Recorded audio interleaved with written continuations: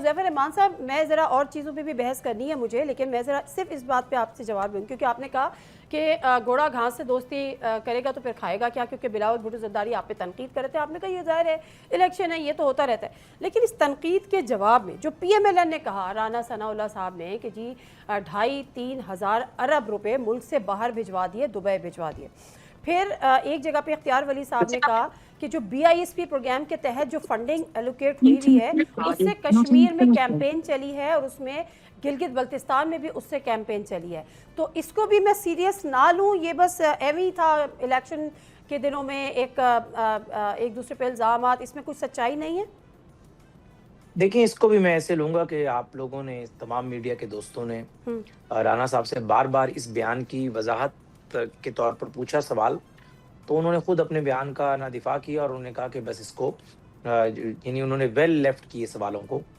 तो मैं ये समझता हूँ कि उससे तो यही मतलब अख़ज़ किया जा सकता है कि जिस तरीके से पीपल्स पार्टी पे जो इल्ज़ामात माज़ी में लगे 2018, 19, 20, 21 में, और शायद मेरे ख़्याल से उन्होंने उन्हीं अखबारी तराशों और उन्हीं इल्ज़ामात को रिपीट कर दिया, जो कि मैं समझता हूँ नहीं करना चाहिए था, क्योंकि एविडेंस मौजूद नहीं है। तो ज़ाहिर है अगर राना सनाउल्लाह साहब ने उस बयान को दोबारा उसकी जो है वो वज़ाहत नहीं किया, दिफ़ा नहीं किया, तो मेरे ख़्याल से मैं उस बयान पे मज़ीद बात करूँगा तो मुनासिब नहीं होगा। मैं यही कहूँगा कि ज़ाहिर है उन्होंने जो इल्ज़ामात पीपल्स पार्टी पर लगाए जाते थे, उसी को उन्होंने रिपीट किया, इससे ज़्यादा कुछ नहीं था।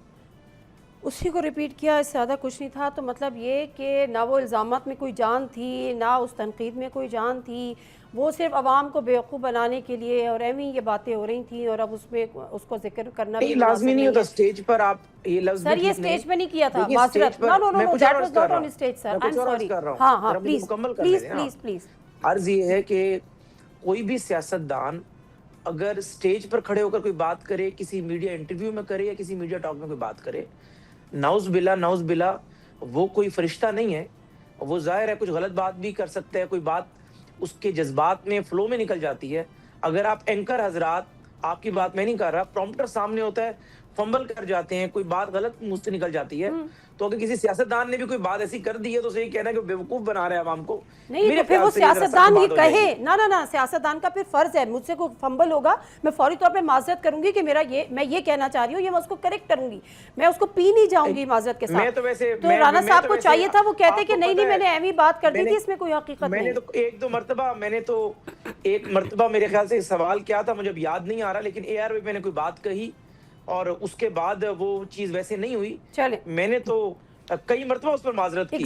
हालांकि मुझे वज़ीर इत्तलात साहब ने वो मैंने जब उनसे पूछा कि इस मामले पे हमारा क्या वर्शन है, तो जो उन्होंने मुझे बताया वही मैंने आगे रिपीट किया। लेकिन मुझे लगा कि मेरी वजह से मेरे व्यूअर्स और मेरी अपनी क्रेडिबिलिटी क्वेश्चन हो रही है, तो झुका हुआ दरख्त ही फलदार होता है, तो मैंने तो माजरत कर ली थी। हाँ बिल्कुल, मैं यही तो कह रही हूँ ना कि गलत बात किया तो आप माजरत करें, आप उसको डिफेंड ना करें, ये तो कोई बात नहीं। खैर एनीवेज, खैरा साहब अभी हमें ज्वाइन करेंगे, लेकिन जरा बात कर लेते हैं 27 दिसंबर की। और कुछ ना करो, तुझे सवाल कर करके मेरी ते राना सनाउल्लाह साहब की लड़ाई करा देना लाजमी। नहीं खैरा साहब जेडी साडी जाती दोस्ती है, ऐसी इकट्ठे खाना जाना खा लेने, वो भी तुसी खत्म करा देना। नहीं सर, सबको पता है सियासतदान सब खाना भी साथ खाते हैं, पानी भी साथ पीते हैं, सारी एक्टिविटी साथ होती है, लेकिन सियासत भी अपनी जगह है। अच्छा राना साहब, एक अभी ये लड़ाई वाला मामला नहीं है, इसमें आपसे मैं ये पूछना चाह रही हूँ कि PTI के जो अपने बहुत सारे अलीमा खान साहिबा समेत बहुत सारे लोग ये कह रहे हैं कि ये 27 सितंबर की इतनी लंबी डेट, अलीमा खानम साहिबा एक स्ट्रीट शो कर रही थी, चल रही थी, एक मूवमेंट, एक हाइप क्रिएट हुई थी, एक मोमेंटम हुआ था, ये इसके पीछे क्या लॉजिक है कि आपने इतना ज़्यादा आप टाइम बाय कर रहे हैं कि आप 5 अगस्त को आप ऐलान कर रहे हैं कि 27 सितंबर को निकलेंगे, पहले क्यों नहीं? ये जवाब आपका अपने PTI के वर्कर्स के लिए होगा सर। देखिए, अभी ये पहले जो नून लीग के रिप्रेजेंटेटिव थे हुज़ैफा साहब, ये एक बात कर रहे थे कि इन इल्ज़ामात की जो इनकी अपनी पार्टी के, मेरा ख्याल है कि वो इनसे कम से कम इस जमात में कोई 20-25 साल, तो कम से कम 30 साल ज़्यादा सीनियर हैं, तो उन्होंने जो इल्ज़ामात लगाए हैं उनकी कोई एविडेंस नहीं है। देखिए, बात तो एविडेंस तो इनके वोटों की भी कोई नहीं निकली थी 8 फरवरी को, लेकिन है कि उन्होंने उसको तो इन्होंने कबूल कर लिया, हालांकि वोटों की भी कोई एविडेंस नहीं थी सर। माजरत के साथ 35 पंक्चर की भी कोई एविडेंस नहीं थी। चलें, मैं आपको बताता हूँ, आप पूरी बात सुनिए, जरा हौसला रखें, अगर आपने बात सुनी है मैं आपको जवाब दे देता हूँ, एंड पे आप ये क्वेश्चन कर लें। अच्छा, दूसरा ये कि इन्होंने कहा जी कि वेल लेफ्ट कर देना चाहिए था। कि काश ये फॉर्म 47 को भी वेल लेफ्ट कर देते तो आज मुल्क आज यहाँ ना होता कि पाकिस्तान की तारीख की जो लोएस्ट और बदतरीन 4 साल है इकोनॉमिकली, और जो पाकिस्तान का मीडिया है वो उसको इतनी खामोशी है, मैंने आज तक इतनी खामोशी इकोनॉमी भी तो आप प्रोग्राम करता ही आप भूल ही चुके हैं आप लोग। बाकी आपको ये बातें याद आ जाती हैं कि जी वो किसी ने क्या कहा था, किसी ने क्या नहीं कहा था। हमारे दौर के अंदर तो आप मेरा ख्याल है लोगों से जबरदस्ती माइक लेके कहते थे 1 रुपया कीमत बढ़ती थी पेट्रोल की, ये क्या क़यामत आ गई है। लेकिन सर मैं आपको अपने लिंक्स प्रोग्राम के भेजूंगी, कम से कम मैं अपनी हद तक बात कर सकती हूँ। मैंने आपकी अच्छी बात है, हाँ अच्छी बात है, मीडिया मैं कम से कम अपने हद तक बात कर रही हूँ। अकेली तो नहीं है ना मीडिया पे, लेकिन मैं अपने आप को तो क्लियर करूंगी ना सर। नहीं आप तो कहीं मैंने आप पे कहा नहीं, मैंने तो एक ओवरऑल बात की है, ठीक है आपका अपना राइट है। देखिए तो इसलिए ये पाकिस्तान की जमहूरियत जो है ना बड़ी, देखें कोएलिशन के अंदर आप पॉलिसी से डिसएग्री कर सकते हैं, ये जो इन्होंने किया ये पॉलिसी से डिसएग्री नहीं है, मतलब कि ये तो क्रिमिनल एलिगेशन है। मैं किसी इससे बड़ा एलिगेशन हमें तो पता है क्योंकि हमने तो भुगता है, हम तो जो सबसे बड़े इफेक्टी हैं क्योंकि इन तमाम नशिस्तों में पंजाब पे जहाँ पे रिगिंग हुई है पीटीआई जीती हुई थी, ठीक है ना। पीपल्स पार्टी तो इफेक्टी नहीं है नून लीग की रिगिंग की, जो 8 फरवरी का इलेक्शन है उसकी इफेक्टी तो पीटीआई है, और ये क्रिमिनल एलिगेशन है। और ये कोई पॉलिसी डिसएग्रीमेंट नहीं है कि जी ऐसे मईशत को ऐसे चलाना चाहिए, ऐसे चलाना चाहिए, क्रिमिनल एलिगेशन है। चले और जो नून लीग ने एलिगेशन लगाया है वो भी क्रिमिनल एलिगेशन है।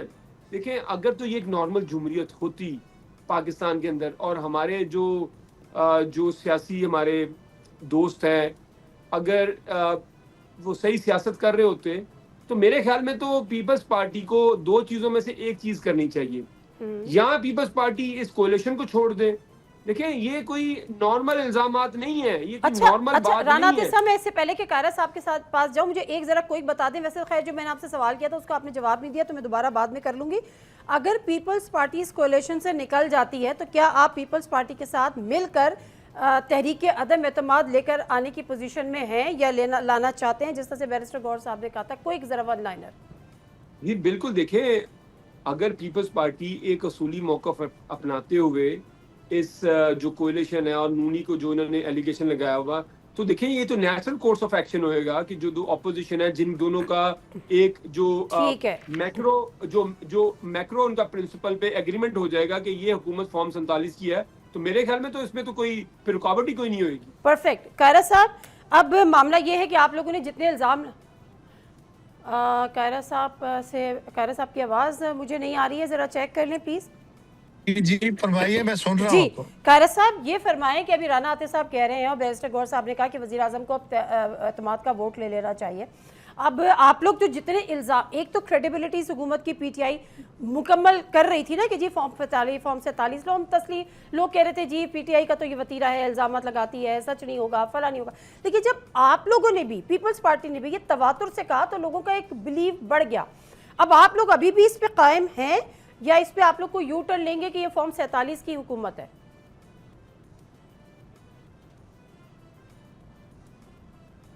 आप क्या चाहती हैं, हमें क्या करना चाहिए? सर चॉइस इज योर्स, आपकी पॉलिटिक्स है, आपकी सबसे बड़ी पार्टी है। मेरी जमात की जब सीसी बैठेगी, जल्द बैठेगी, तो उस पर बैठ के फैसला करेंगे कि हमें क्या करना चाहिए। ये किसी इंडिविजुअल की राय तो नहीं होती कि मैं यहाँ बैठ के फैसला दे दूँ। जब इलेक्शन हुआ उसके बाद पीएमएल ने ये बताया और पहले भी खबरें थीं कि जी पीपल्स पार्टी ने कोशिश की थी पीटीआई के साथ हाथ मिलाकर हुकूमत बनाने की, पीटीआई ने हाथ नहीं मिलाया। आज राना आतिफ और पीटीआई के कुछ लोग ये कह रहे हैं कि जी अब जब तहरीक अदम एतमाद की बात हो रही है कि वज़ीर आज़म के खिलाफ ले आएँ, और अगर पीपल्स पार्टी भी ये मानती है कि 47 की फॉर्म 47 की हुकूमत है तो आएँ जी दोबारा से हाथ मिलाते हैं और निज़ाम को बेहतर करते हैं और फॉर्म 47 वालों को घर भेजते हैं, तहरीक अदम एतमाद उनके खिलाफ लेकर आते हैं। ये भी डिसाइड सीईसी में होगा या इस पे आपकी कोई राय? पीपल्स पार्टी की तरफ से बावजूद पीटीआई के इंतहाई सख्त रवैये के हम जरूर तजावीज देते रहे अपने लेवल पे, लेकिन मेरी जमात की तरफ से ऑफिशियली कभी भी उनके तरफ ये नहीं दावत दी गई कि आए मिलकर गवर्नमेंट बनाते हैं। नंबर 1। नंबर 2, पीटीआई अगर ये कह रही है कि आज पीपल्स पार्टी ने क्या करना है वो हम बेहतर जानते हैं, और मैंने कहा कि पीपल्स पार्टी हुकूमत के साथ चलेगी, बिल्कुल चल रही है, अभी तक तो हम ऐसे चल रहे हैं। हमारे सीरियस सवाल थे और हमने कहा था कि अगर हमारा मैंडेट छीना गया तो फिर हमारे लिए कोई और रास्ता चुनना भी मुमकिन हो जाएगा या हमारे लिए मुश्किल होगा साथ चलना। तो ये एक पोजीशन थी, उसके ऊपर पार्टी की जब सीएसी बैठेगी तो फैसला उन्हीं ने करना होता है ना। कमर जमान अपनी इंडिविजुअल कैपेसिटी में अपनी राय दे सकता है लेकिन पार्टी की राय तो नहीं दे सकता। नहीं, आपकी बात बिल्कुल दुरुस्त है। ज़ाहिर है पार्टी की राय नहीं, तो मैंडेट तो छीन लिया ना उन्होंने। आप तो ये इल्जाम लगा रहे हैं कि उन्होंने तो मैंडेट ये इसी पे जब पार्टी की सीएसी बैठेगी तो नादिया मिर्जा के प्रोग्राम में नहीं, सीएसी में मैं अपना ओपिनियन दूंगा और जो सीएसी फैसला करेगी वो आपसे शेयर करेंगे। चले, आप सीएसी के बाद नादिया मिर्जा के प्रोग्राम में अपना ओपिनियन दे दीजिएगा। सब्सक्राइब करें और बेल दबाएं ताकि कोई खबर रह न जाए।